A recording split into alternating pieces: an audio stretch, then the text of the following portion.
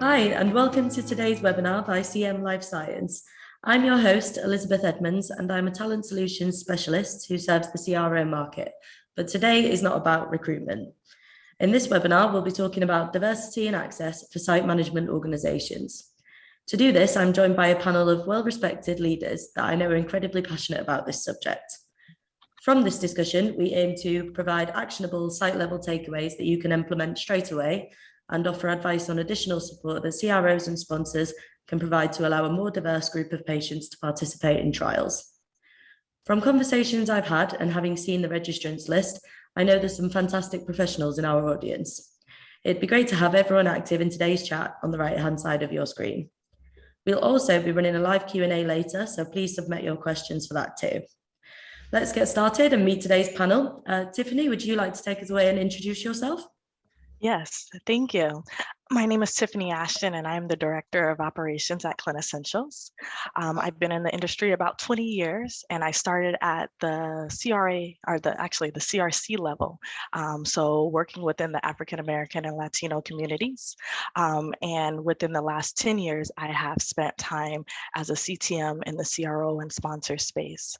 So hopefully I can add some perspective from when I was a study coordinator, as well as from CRO and sponsor perspective at this time.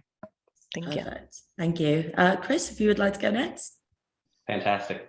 Hey guys, Chris Komolowski. I'm the CEO and co-founder of SiteBridge Research. We are a community-focused integrated research organization founded last year with the mission explicitly to create better access for physicians and patients and ensure that we have more equitable participation from different diverse populations. So excited about this conversation. My background before that was in the site and patient access world in the CRO space, thinking about everything from study design, site identification, selection, feasibility, and patient recruitment. So got to see a lot of challenges from that side, and now applying it to how can we solve that with new solutions. Brilliant, thank you. Margaret, as well, if you'd like to introduce yourself. Yes, good morning, everyone. My name is Margaret Leal, and I am the Director of Clinical Research Operations at South Texas Research Institute. We are located in South Texas, right along the border with Mexico, and we have been open since April 2020, and our focus is on hepatology and combating liver disease and trying to find the next medication along with different pharmaceutical companies. But as for myself, I have been in research for the last 7 years.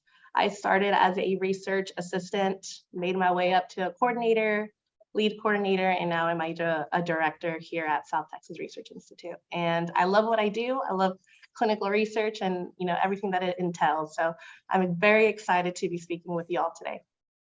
Brilliant, thank you. And Brad, if you would like to introduce yourself as well, thank you. Sure. Hey guys, I'm Brad Hightower. I've worked at the site level for almost 15 years now. I started out as a research assistant at an academic institution. I also worked at as a director of research for a private hospital. I broke off on my own almost 5 years ago now. Time flies, and I started my own site network. Again, sort of addressing some of the issues, or attempting to address some of the issues we're talking about today by partnering with physicians in underserved communities, or just don't otherwise have access to clinical trials. So that's it. Brilliant, thank you guys. Well, we all know when we talk about diversity and inclusiveness within clinical trials, it can really vary dependent on the drug and indication in question. We can talk about age, gender, race, socioeconomic background. And it's no secret that there's many challenges we're facing with diversity and inclusion in clinical trials now. And while I'm keen for us to get to your solutions, I do think it'd be valuable to quickly hear about your opinions on what the key challenges are. Margaret, would you like to start that one? Yes, so I definitely agree there are many barriers that our patient faces, mistrust in the industry, based on previous experiences or other clinics that they have attended. Lack of medical education, lack of awareness of, the different alternative treatment options that patients have that maybe they don't know about, or that they haven't heard about from, their own primary care physicians. those are probably some of the main barriers that I feel that our patients face regularly on a daily basis. Absolutely. Tiffany, do you have anything to add on that one? I would also add that, let's see, some of the barriers will also stem from socioeconomic. So not being able to attend visits like they are typically scheduled Monday through Friday. One of the things that our clinic used to do was Saturday clinics and being more accessible to our community, as well as, you know, maybe childcare may be a barrier as well. So potentially even if your site has the ability to have like a playroom, an extra room that could be like a playroom, something where your patients can come and their children could play and watch movies or do little activities while they are doing the study visits. That could also, you know, aid with some of the challenges in getting some more patients recruited to the studies at your site. Yeah, brilliant. Obviously, the access to additional facilities while they're there would obviously just be great in reducing the sort of physical barriers as well. Brad, I know you'd also mentioned before about educating local physicians. Obviously, people trust their family doctor, things like that, a lot more than, say, going into a brand new research facility. So it was perhaps like the education of obviously the clinical staff as well. Yeah, absolutely. And I mean, I think beyond that, I think sites are, you know, if you're a small site network, or especially if you're a standalone site, you may not have a lot of resources to go to make that education happen. I think that's one of the biggest challenges as a site, is that, you know, as long as we've been at it, we're still fairly small. We live in a part of the country that is not particularly diverse. So you have to be very thoughtful in how you approach that. But if you're just trying to keep your doors open by enrolling the patients that are in front of you, you never are able to expand that reach. So for me, I think one of the biggest challenges is just the site's lack of resources in helping to diversify their population. Brilliant. And Chris, have you got anything to add to this section? Yeah, just real quick. I think one, you guys hit it, that it is such a multi-layered set of challenges, and there is no one single silver bullet to solve it. So I think thinking about it from all of those dimensions is important.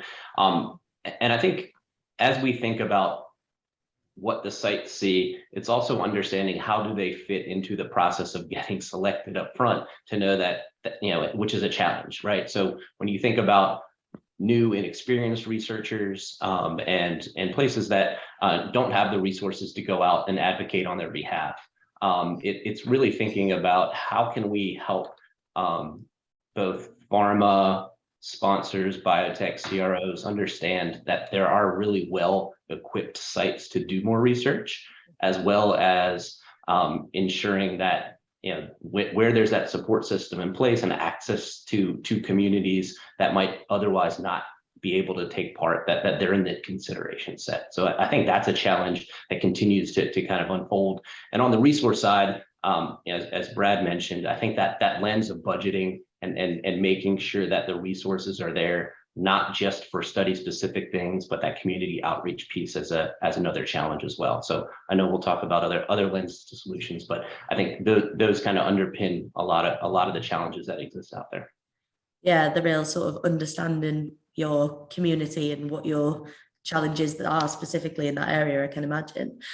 So what methods have you guys implemented at the site level to try and combat these challenges? Obviously, the things that are so vital to your day-to-day, which I appreciate.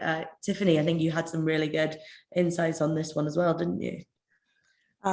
Yeah, so I think some of the items that we had implemented when I was a study coordinator still hold true to this day. So making sure that you have a diverse research staff. So it would be your PI, sub-Is. We had, African-American, Latino, and Asian-American doctors.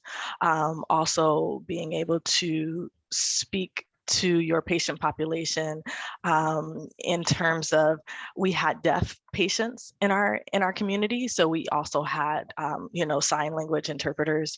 Of course it was IRB approved, and we made sure that the process was sound, but we did have the ASL interpreters for our particular population there.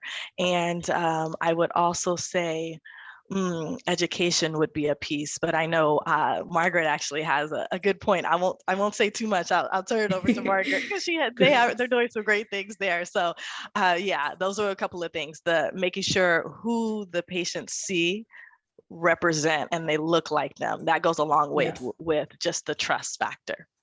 Yeah, fantastic. And obviously, like you say, that leads perfectly into some of the things that Margaret was educating me about, and obviously how she is like working alongside the physicians to even as simple things as greeting the patients. So Margaret, if you could tell us a bit about what you guys have been doing at STRI. Yeah, so I definitely agree with Tiffany. You know, if you want to have a diverse population, you needed to have a diverse staff.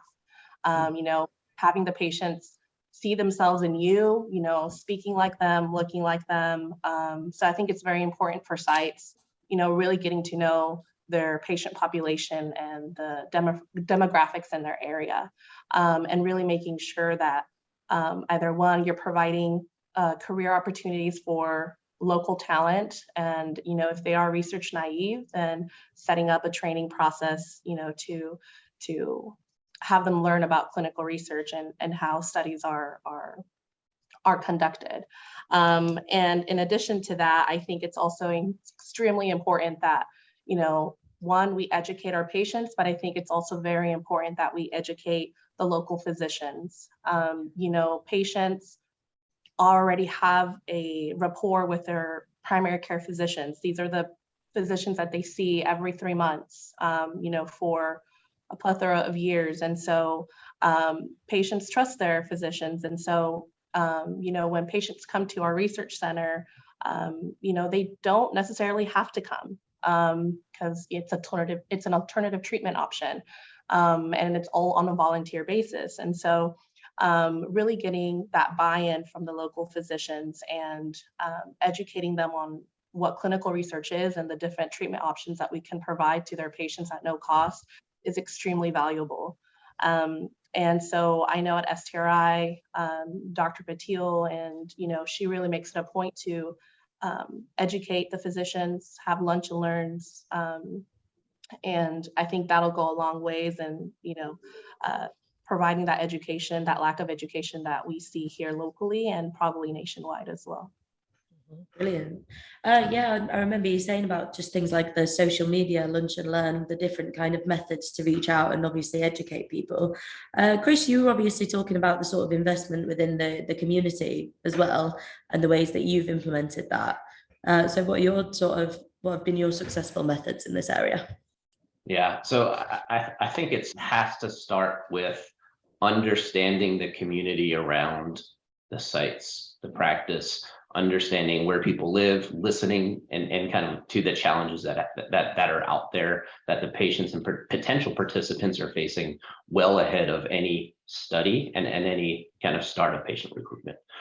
You know, that transactional end coming in and doing some of those community events at the last minute end up feeling transactional and don't translate to kind of the trust building that's needed. So I think kind of one, separating out community engagement and outreach from patient recruitment is key. And two, doing it early and sustained, making sure that it happens and that you're having those forums and channels. And it's, again, because you're dealing with many different perspectives and challenges from a patient perspective, it's finding those community organizations, community leaders, events, activities, online forums. So it has to be multi-channel delivery of the message, and it has to be kind of consistent engagement over time with those communities to kind of raise that understanding and awareness. And I think the more focused we can do that, you know, obviously the more you can kind of move the needle and make sure that when a patient, you know, may come in, have that conversation with their trusted physician, that they're well equipped to understand what it may mean for them or their family to take part in a trial. And I think just one other lens on this piece, I think you touched on attracting and bringing in a diverse workforce. I think the other part of the diverse workforce is giving the talent the resources they need to grow as well. So kind of helping them understand what can they start out in the industry, how do you build and kind of grow a career in the space. We know that a lot of the research coordinator is that quarterback of what's happening at the site, and such a pivotal role. And how can we ensure that they have the right resources to stay and maintain kind of growth and opportunity at some of these sites, because as soon as they get poached to head over to other parts of the industry, it creates kind of challenges and additional constraints at the site level. Yeah, no, it's really interesting. I think it's really key to get the understanding of exactly what community you're in, and obviously following up on things. Doing just 1 or 2 attempts at a community outreach is obviously not going to be efficient in maintaining these relationships. Brad, did you have anything to add to this one about what you guys have been doing within the community and the structure and things like that? I mean, I think these guys covered it pretty dang well, honestly. I would certainly, again, draw focus to the fact that has to be considered a long-term and ongoing investment. And to speak to Chris's point, it's not transactional. You can't just show up when you want patients in a study and expect that people are going to line up for you. I think it is, which can be challenging, again, as a site where, we don't make money unless we enroll patients in trials. We all understand and recognize that, but at the same time, I think you've got to be willing to make that investment from both, again, to Chris's point, not just the physicians and patients, but to the workforce. Again, I think that's a really undervalued point, that, the CRC can make or break a study, and their relationships with their patients can make or break their, participation or their willingness to consider participation. So providing good training and empowerment, again, to be able to do their job as well as humanly possible, which, again, challenging at a site level where resources can be scarce. Yeah.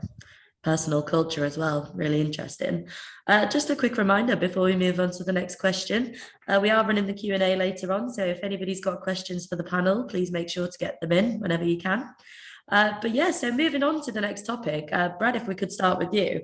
What additional support do sites and individual sites and site management organizations need from CRO and sponsors to allow them to work on improving the diversity in the patient population? But yeah, Brad, if you could take us away.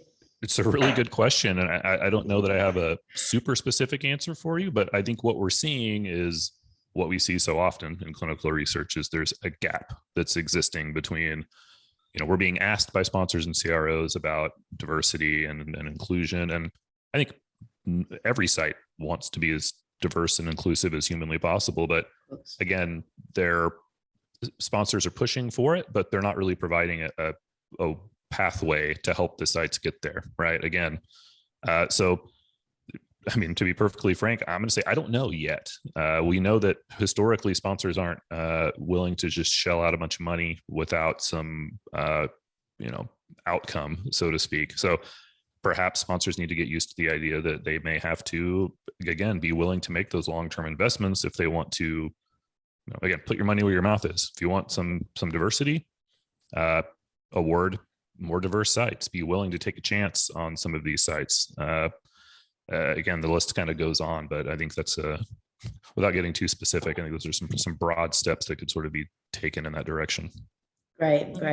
And obviously, Margaret, I remember we were talking about this, and obviously the kind of budget restraints as well that are faced, for patient stipends and obviously sites getting paid on time, things like that we discussed briefly before. So if you could kind of tell us what you would sort of feel you would benefit you guys in terms of support as well. Yeah, I agree. Receiving payments on time is very great. We are constantly doing visits, and then when there's a delay in payment, we have vendors to pay, we have patients to pay, providing them the compensation. So it does make it strenuous on the sites, to follow through with screening and to complete visits and all of that. But that's a whole different conversation. That would have to be a whole different webinar. Yeah. But, I think some additional support, I think it's, if you have patients that speak another language, like making sure that the informed consents, the patient materials are translated into their preferred language in a timely manner. In my experience, I have waited more than 2 months to receive an informed consent in Spanish. And if the majority of your patient population is Spanish speaking, well, that can really put a big hold on your screening activity. And the sponsors are like, hey, why aren't you screening? And it's like, well, I don't have an informed consent yet. So, it kind of does make it difficult when you don't have those items, in a timely manner.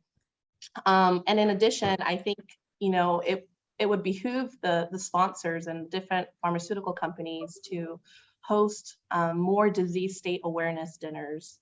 A few years ago, I remember we would have, pharmacy reps and medical liaisons hosting these big dinners for local physicians about a new drug, that's on the market. And I think that needs to start when research is actually happening. Like, people need to be aware of what, of the medications that are currently being available that are, in this, research process, their phases that they're in, the information and all of the outcomes that they have gotten from phase 1, from phase 2, and already notifying and educating the local physician about what's coming, and really educating them on a specific disease or condition, that they might not have too much knowledge on. And I think those disease state awareness need to start earlier than later. Yeah, absolutely. Even when I was doing the research for this webinar, and it was about the sort of questionnaires that are handed out to patients and sites in order to qualify them for the trial in the first place. And obviously different sites will have different sort of challenges and suitability in their patient populations, won't they? And it's trying to not apply the same sort of forms and processes to every single site. Chris, what additional things would you think obviously would sort of support sites in expanding this?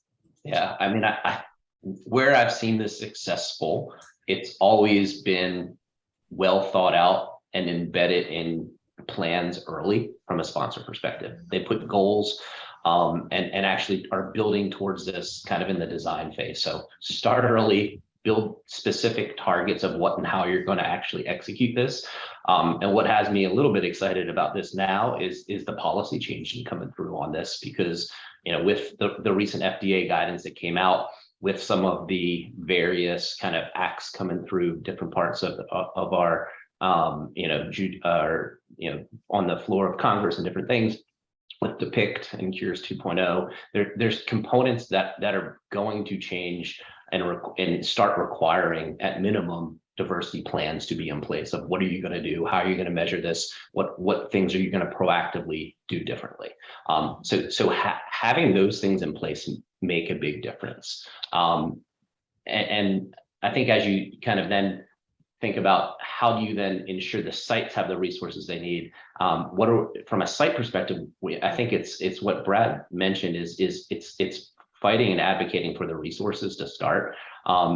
Thinking about, from a budget perspective, what are you going to separate out from patient recruitment? How are you going to separate out a community engagement component in that budget that has to kind of start immediately and sustain throughout, and making sure that there's line items explicitly for that in the budget, requesting that, having the justification for what you're going to do to make that possible always helps to kind of, enable that to happen. And then even on the patient kind of, advocating around the patient stipends, reimbursements as early as possible from the site perspective, to say, make sure that those, knowing your community, again, justification for why you're going to need them at the right levels to ensure that the population and groups that you're working with are going to be able to make this work within their lives. So I think all of those things kind of can be done. And then the last thing from the CRO and sponsor lens, I think, is, again, be open to new sites, and again, where I've seen things work well is where, think about having a percentage of new investigators and building relationships with different groups in different ways over time. And if you can kind of start introducing and building that, you'll have kind of a much wider audience and group to be continuing to work with over time, and see how they can support and deliver the program. So I think that receptivity to try new things, and know you have to do it in places where the diversity of the patient populations exist. Yeah, no, brilliant, thank you. Elizabeth, could I add? Yeah, of course. Sorry. No, it's good. Yeah, great. So I'm going to put my my sponsor CRO lens on everyone now. So since I've been in the space for the last 10 or so years, I have seen budgets, contracts come across. I've been in the feasibility where, we're starting a new study and we're looking for sites. So wanted to share a couple of tips and, Great. experiences from that level. So we'll speak to the sites who have been doing research, and you're doing research and you have, maybe a sponsor who has approached you for a particular study. In that feasibility stage, when you see that synopsis, when you see that protocol, or when they invite you for a pre-study visit, that's your time to really speak up and say, hey, for our particular population, this may be a challenge, or, I think we will need some additional support for this particular inclusion exclusion criteria.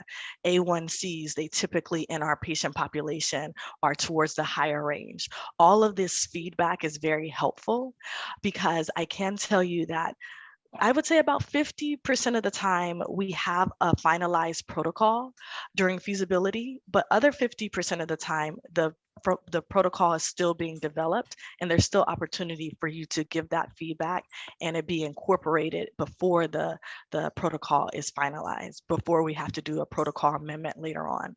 So that would be one thing, just to kind of really speak up during the feasibility. If you see something that would really hinder in recruitment at your site, great time, great opportunity. Now, say for instance that you are a site, experienced site, and you have colleagues that want to get into research. So they have a new site that they're developing, putting together, they want to get into research. A lot of times when we're in feasibility, myself as a CTM will say, do you have any referrals? We're looking for 5 additional sites. That's your opportunity to say, hey, I have some additional sites. I have a colleague who may be new to research who wants to get in. Also, if they don't ask, you can say, hey, are you looking for additional sites? That could be something, because maybe they don't need additional sites for that study, but they have another colleague that's looking for additional sites. So sometimes that word of mouth exchange goes a long way. And then some of the easier studies for naive sites to get into are the phase 4 studies. So if you are looking for studies to join, maybe even clinicaltrials.gov, you can search for phase 4 studies. If you're a naive site and you want to get into research, phase 4 studies, because those are usually observational studies in practice, not a lot, you can do the GCP course, you can take your, get a good overview of clinical research, and it's a good stepping stone, a good bridge to just kind of get your feet wet in clinical research versus you starting off on a phase 1 unit, very intensive study. So that would be a couple of points for like getting studies within feasibility. And then in regards to budget and contract, when you're doing your budgeting with the various sponsors or CROs as a site, if you know that you're going to need, transportation for your patient population, maybe you need an education piece, lunch and learns, any of those things, it's a great opportunity in that contracting phase to say, hey, we need this additional line item because of this. That justification, not just a number, but just hey, historically across all of our studies, we know that we're going to have to provide transportation for 50% of our population. That goes a long way in contract and budgeting. So not saying that all of it will be approved, but it's better to ask and say no, or we can't give 5,000, we can give 3,000. It's better to ask than not to ask, because you may be surprised on what kind of flexibility is there within the CRO sponsor budget. So those would be some of my suggestions. Yeah, be proactive and just ask. And and also your CRAs, if you have CRAs visiting your site, ask them about other studies that they may know of that you can be involved in, or other studies that your colleagues may be able to join as well as a naive site. So just a couple of items from my side. No, brilliant. It's really good to obviously hear from the different kind of sides of the perspective as well, isn't it? Just wanted to give a quick thanks to Perla as well, who left a really kind comment in the chat. Really enjoying everyone's insight on the panel. And I do think good time to remind everyone again that we've got the Q&A coming up to get your questions in the chat. But yeah, just to sort of summarize the main takeaways we've found from that. Me personally, the thing I've learned from talking to all of you guys was obviously just having that really in-depth understanding of your own community and the own population that you live in and what you need to provide them specifically, not as a general. Was one of the key things that I'd sort of taken away from this conversation. Margaret, what was yours?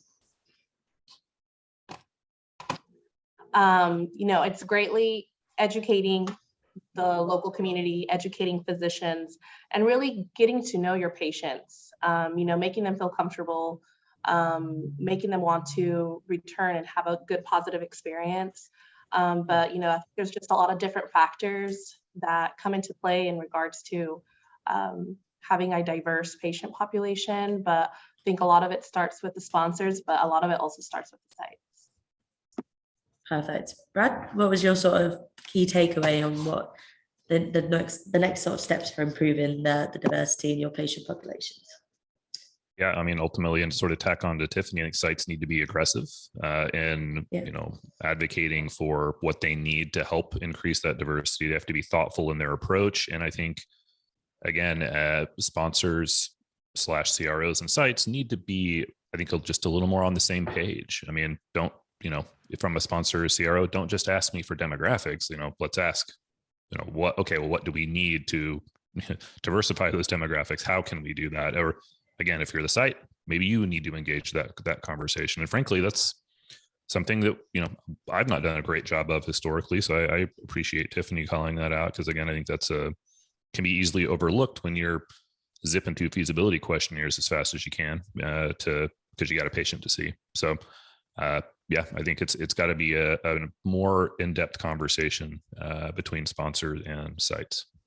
Yeah, great. Obviously, that change in attitude from the other side as well. I can imagine, obviously, it would take some adjusting to in each environment. Chris, what was your sort of key takeaway from this conversation? Yeah, I mean, I think it starts with the lens of that this needs focus across the entire ecosystem. And how do you bridge those gaps from site and CRO or from the site to the CRO and sponsor, from the site and the physician to the patient and the communities. So it's kind of thinking about it from those different levels. One of the things that struck me in this space, got to take part in a think tank event at Duke and DCRI last year. And the summary statement from Adrian Hernandez at DCRI through that was, we had a 2-day session focused on a lot of these same questions and challenges from different levels and different participants, from academics to regulators to industry. And it was, the takeaway was, this is the same set of challenges we've talked about for 10 years. Those things haven't necessarily changed. And this proposed solutions were the same proposed solutions to say, we need to, you need to focus on these things. And really, I think what that means is we need to step in and just jump in and do it. And we need to find ways to do it and do it together. This is a space where I do think that there's more opportunity for sharing, collaborating across the entire ecosystem. Because this is, I don't see this as a competitive space. I think it's something that we need to be doing together in different ways. And I think sharing of best practices, having conversations to see what works, because what works in one space is not necessarily going to mean it's going to work for the next time. So it's constant learning and focus on this. And I think just trying to see what can work and work better. And I think the more we can have our sites and different teams play a role in this, I think we'll be able to address this sooner. Brilliant, thank you. Tiffany, I guess obviously you've definitely been on both sides as well. What's your sort of key takeaway? Is it there's sort of, obviously you had such great points about being more thoughtful in the planning and everything like that in the earlier stages in feasibility. What is your sort of key takeaway for sites to have this better support system and diverse patient population? I think it's going to be flexibility and thinking outside the box on both sides. So the site side as well as the CRO and sponsor side. So from the site's perspective, if if something's working well, you don't necessarily need to change it every study. Just do a rinse and repeat. Just keep that going. And if you need the support from one study or one sponsor to the next, asking for that. One of the things that myself as in the clinical, when I'm a clinical trial manager and working from the CRO sponsors perspective, I look for sites that are like, hey, I look for those realistic sites. Like, we want to do this study, but this is going to be a challenge to us because of this. And that makes me like, hey, I go to bat and I'm an advocate for them within the sponsor, within the CRO, just to say, hey, this is what we are going to need to be successful on the study. Because I can't tell you how many meetings I've been in where we're behind on enrollment. The patient dropout rate is high. We have to find additional vendors for recruitment and advertising. And that's because the plan that we had initially, it didn't work. So, we have to kind of reinvent the wheel halfway through the study, but we're losing time, money, effort, everything. So all of these conversations up front, and even 1 month, 2 months into the study, hey, that's when you have the most recruitment in a study, usually when you get going right out the gate. If you're seeing challenges, start voicing them then. And don't be afraid to even have to renegotiate your budget 1 to 2 months into the study after you have some real life information from like what you're really seeing at this day and age. Especially now, inflation in the United States is crazy. Yeah. So our patient stipends, they need to be more realistic for just the time and the gas that they have to. $25 a visit is not going to cut it anymore. Just depending on where they are traveling from. So these are the things that we really have to take a look at, even from the sponsor CRO perspective.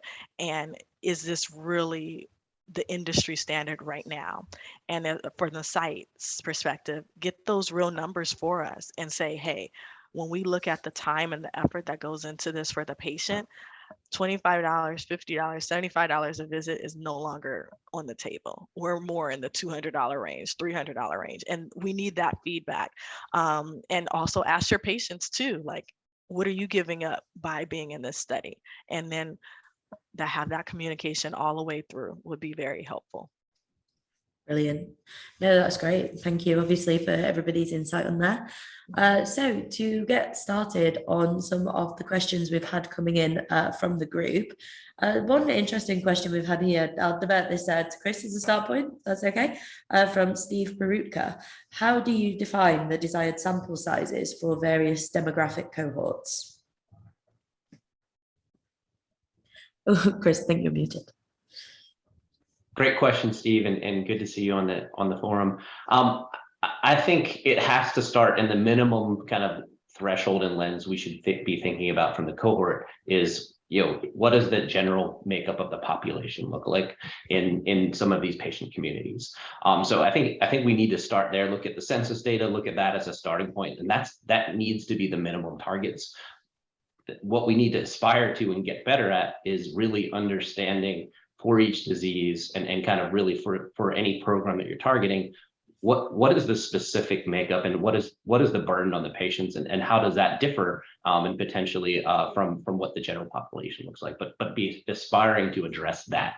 If we can get closer to addressing the real patient burden and how that falls into different patient communities better, that's really what we need to be hoping for. And it's not just I think it's good science for sure to be focusing on that. It's getting to better quality in terms of kind of an overall study delivery and data lens as you look at understanding, is this working? How is it working?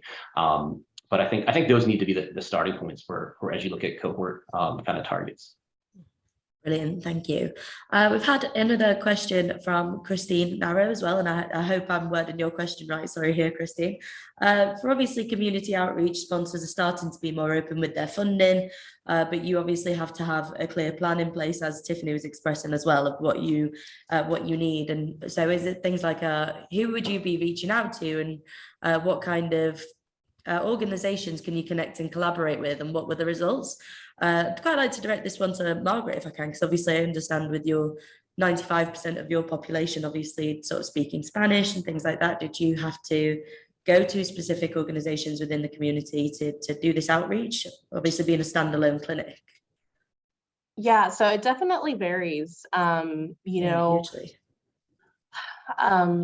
You really have to have a big impact on the community. So doing a lot of community outreach. And I think, with this, we can only do so much as a site. We have, we're funding it all. We're putting our staff, we're putting, our time. And I think, if you really want to make a huge impact, you need to get that assistance, from sponsors, from different vendors, from,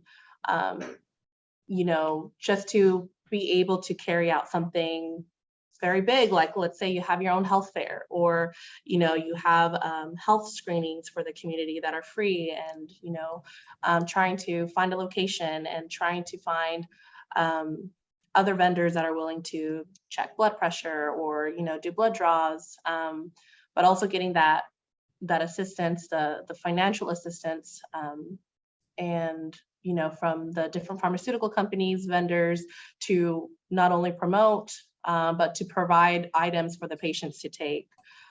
We have noticed that many people, they want to go to events that there's free items, or what are they going to get if they attend these things, whether it be food, whether it be, different assessments. And so it's just like trying to collaborate with local vendors, local companies, local physician offices, but also getting that support from the pharmaceutical companies as well.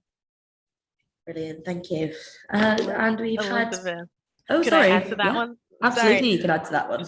So health fairs, excellent idea. One of the things that we were successful in our community was doing health fairs. We did them every year. So something that was consistent, like we're saying, not just a one and done, but we had different booths, and we didn't have it at that time. But Margaret, to your point of trying to have openings within the community and hire within the community, I could even see like a booth for clinical research coordinator openings or clinical research assistant openings, a booth to say, are you interested in clinical research or a job in clinical research? And a couple quick handouts where high school students could come by and see, oh, I have a new, kind of career path that I could consider after high school. So a health fair with job opportunities within clinical research, education piece where there's a booth. What is clinical research? What is phase 1 through 4? That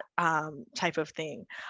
You can also talk about, have a booth for ongoing clinical research trials in either at your center. And what I would suggest is probably maybe get 3 or 4 clinical research centers in the community to get together and host an event where they could recruit for all of their studies. They can, education aspect for the community, have those vendors that have, giving out free fruit and, smoothies or something like that. It could be promotion for those local companies, smoothie businesses, so that now they're getting that promotion. The biggest, and then we talk about funding. Who's going to fund this? My key is you want to look for those sponsors that are having trouble with enrollment. If they're having trouble with enrollment, they're unlocking additional funds. We got to get these patients in. Okay, we've unlocked additional funds for this. And if you as a site have a plan, hey, we got together, we want to put on a health fair, we need funding for this. This is something that they potentially could support with a good plan. So you're thinking about funding, look at your sites, look at your studies even within that are having problems with recruitment, and they may be a source to help you fund. And it doesn't have to be in a big place. We did it in the parking lot of our medical building. So it wasn't like we had to rent spots. We parking lot of our medical building, I think it was either a Saturday afternoon or a Sunday. So when the parking spots aren't filled, and that could be a good first method just to start there. Brilliant, thank you. Really great insight. Brad, one question I'd like to direct to you from Rashmi Patil is, how will decentralization impact the clinical trial industry's diversity problem? Obviously, I mean, huge area. Yeah, that's a great question. I mean, Brilliant. I've been at times publicly critical of the sort of DCT movement for a number of different reasons, and I mean, frankly, I think it's unclear yet how it will affect diversity. I mean, of course, if you go on LinkedIn and you see what these vendors and companies are saying, you think that it's going to solve all of our problems and everyone's going to be happy and everyone loves it. I just don't think that's clear. I think there very well may be some unintended consequences of moving away from the patient physician relationship, which I think will. I mean, again, I don't have a bunch of data to back that up, but I'm gonna say anecdotally, I think that will likely be the case. So again, I think you may see some success in certain areas, but I think it could potentially create new yet unknown gaps that don't exist. Again, depending on access to technology and education levels and things like that. So again, that's sort of a long-winded non-answer because again, not clear, but I think it's not going to necessarily solve the problems the way that it's being pitched today. Yeah, a lot of work to still be done in the area, and obviously it's a nice model at the moment, but obviously not necessarily practical to every kind of trial and environment there is there? Elizabeth, sorry. can I just add a quick comment on that? What we're seeing components of decentralized trials in almost every new study moving forward. So I don't think there's a lens of, is it going away? So I think it's a matter of how can we learn, make sure that it's not just, oh, we're going to do a home health visit, but giving the patients and participants options to make that, if that works for them, great. If not, come into the clinic. But I think the other thing that Brad said that really struck home for me is that the physician-patient relationship and that trusted source cannot be replaced, I think, through decentralized trials today, especially when you're dealing with a physician where you have history and connectivity. And I think that's the part, we can build off of that, find ways to kind of, create the right access through different forums and channels, leveraging these different technologies or ways to engage patients outside of the practice. That's great. It creates other challenges in some of the operational and quality lenses as well. But at the same time, it's here to stay, and I think we need to find a way to make sure that it, where those unintended consequences are happening, that we quickly can identify them and find ways around it. Yeah, I agree. Brilliant, thank you. One other interesting question we've had from Melanie Hullings is, what can the sponsors and CROs do to support site staff in having the capacity to focus on their diversity efforts? And I was going to direct this one to Tiffany, as obviously I know you've done really great work in providing a lot of resources and training at that kind of intersection for site staff as well. So I think you do have a unique perspective on this side as well. So a couple of things. If the site, I have seen sponsors and CROs pay for a particular role now for the study or for a limited time. Like, for instance, it could be for diversity during recruitment, that making sure they're doing that outreach where they give an additional stipend for 100 hours for that person at the site level to be able to, do outreach, attend talks, do lunch and learns, different things like that. So it's definitely, if you have a plan at the site level, ask for it. Say, hey, we want to have this person that they're just totally embedded to doing recruitment for this patient population. Ask for it. We need 50 hours. We need this to support. And then for the sponsors, if we have any sponsor CRO counterparts on the call as well, thinking about these things, if you're looking for a certain percentage of diverse population in your studies, put this in your planning. You're not going to be able to get your studies done in the traditional manner when you're trying to include diverse populations. So you have to think outside the box and put additional funding in for health fairs, for specific outreach, for travel, maybe even get a travel vendor involved, get a they have these prepaid patient stipend cards, like the Visa prepaid cards. A lot of patients like that, especially, you know, in all communities, but to have access to their funding right then after they complete their visit. All of these little nuances would be good to think about from the sponsor CRO perspective. But if your sponsor and CRO doesn't think about that as a site, be aggressive, ask for it. Yeah. And ask for it across all your studies, not just one. Ask Yeah. for it across all your studies. Yeah, especially different Yeah. different sites and things. No, that's really interesting, like having a specific team or even just one sort of liaison to go between and, you know, enable all of that. But right, that seems like a really great place to leave it today. And I want to thank everyone for joining us and, you know, give a huge thank you to today's panel. Apologies if there are any questions that have been missed. We will take note of them, and obviously I will put them to the panel, and, you know, we can personally message them out to everybody. The video recording of the discussion will be released soon, as well as a downloadable PDF featuring today's main takeaways. You can reserve your copy of that in the chat right now. And finally, if you have an upcoming hiring project and would like to find out more about CM Life Science and our talent solutions for the CRO market and the wider life science sector, please feel free to send me a DM on LinkedIn or go to searchinglifescience.com. Anyway, that's it from me, but thank you again for attending and have a great day, everyone. Thank you to the panel. Thanks, everyone. Thanks, guys. Thank you. Thank you.